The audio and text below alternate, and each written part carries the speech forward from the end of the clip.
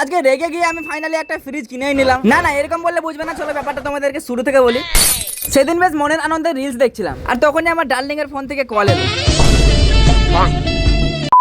Hello, এই শোন, তুই আর এই নম্বরে কোনোদিনও কল করবি না, ওকে?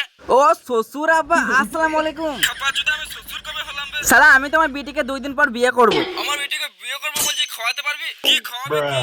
ভাত খাওয়াবো, চাল সরি মুড়ি খাওয়াবো, পানি খাওয়াবো। খাপা জুদা পানি খাওয়াবে? তোর ঘরে তো একটা পানি রাখার মতো ফ্রিজও না, শালা গরিব।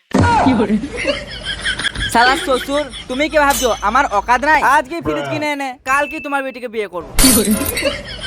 সবাই তারপর জামা প্যান্ট, হাত ঘড়ি, পা ঘড়ি, দিয়াল ঘড়ি সব লাগিয়ে বেরিয়ে পড়লাম। হ্যাঁ আজকে তো একটা ফ্রিজ কিনে ছাড়বো, আর সঙ্গে একটা ভাগ দিকে নিয়ে এনেছি ওই ফ্রিজটা পছন্দ করার জন্য। এই যে এই বড় শোরুমটাতে নেব ফ্রিজ। আর এখানে শুধু ফ্রিজ না, আরো অনেক সুন্দর সুন্দর জিনিস ছিল।